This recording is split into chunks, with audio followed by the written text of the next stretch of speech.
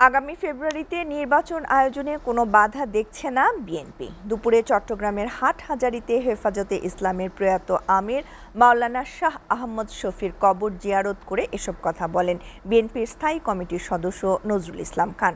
আর ঐক্যমত্যের ভিত্তিতে রাষ্ট্র গঠন প্রক্রিয়ায় সবাই একমত থাকবে বলে আশা ব্যক্ত করেন আরেক স্থায়ী কমিটির সদস্য সালাউদ্দিন আহমেদ। পরে আল জামিয়াতুল আহলিয়া দারুল উলুম মঈনুল ইসলাম মাদ্রাসা পরিদর্শন করে বিএনপির কেন্দ্রীয় নেতারা। চট্টগ্রাম থেকে আরও জানাচ্ছেন মৃন্ময় বিশ্বাস। বিএনপি চেয়ারপারসন খালেদা জিয়া ও ভারপ্রাপ্ত চেয়ারম্যান তারেক রহমানের পক্ষে শুক্রবার চট্টগ্রামের হাটহাজারীর আল জামিয়াতুল আহলিয়া দারুল উলুম মঈনুল ইসলাম মাদ্রাসা পরিদর্শনে যান বিএনপি জাতীয় স্থায়ী কমিটির সদস্য নজরুল ইসলাম খান ও সালাউদ্দিন আহমদ। এ সময় হেফাজতে ইসলামের সাবেক আমির মাওলানা শাহ আহমদ শফির কবর জিয়ারত করেন বিএনপির কেন্দ্রীয় নেতৃবৃন্দ। পরে মাদ্রাসার সর্বপ্রধান শাইকুল হাদিস শেখ আহমেদ, মাদ্রাসার মহাপরিচালক মুফতি খলিল আহমেদ কাশিমি সহ সংশ্লিষ্ট ব্যক্তিদের সাথে সৌজন্য সাক্ষাৎ করেন বিএনপির এই দুই নেতা। সাক্ষাৎ শেষে বিএনপি স্থায়ী কমিটির সদস্য সালাউদ্দিন আহমেদ জানান, ৫১টি বাদে বাকি সব সুপারিশ ঐক্যমত কমিশনের সাথে কোনো দ্বিমত নেই বিএনপির। আমরা আশা করি এই জুলাই জাতীয় সনদ এখনো স্বাক্ষরিত হয় নাই, বাট গতকালকে পর্যন্ত সবার ঐক্যমতের ভিত্তিতে সমস্ত মৌলিক বিষয়গুলো একত্রিত করে সনদ হয়েছে।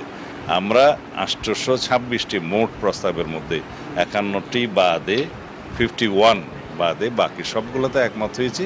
১১৫টি প্রস্তাব আছে, সেখানে আমরা বিভিন্ন মতামত এবং আমাদের ভিন্ন মত সহ ওখানে একমত হয়েছি। বিএনপি স্থায়ী কমিটির আরেক সদস্য নজরুল ইসলাম খান বলেন, আগামী ফেব্রুয়ারিতে নির্বাচন অনুষ্ঠানে কোনো বাধা দেখছে না বিএনপি। আমরা ফেব্রুয়ারিতে নির্বাচন হওয়ার পথে কোনো বাধা দেখছি না। যেহেতু কোনো বাধা দেখছি না, সেহেতু এটা নাও হতে পারে এরকম দুশ্চিন্তা করার তো কোনো কারণ নাই।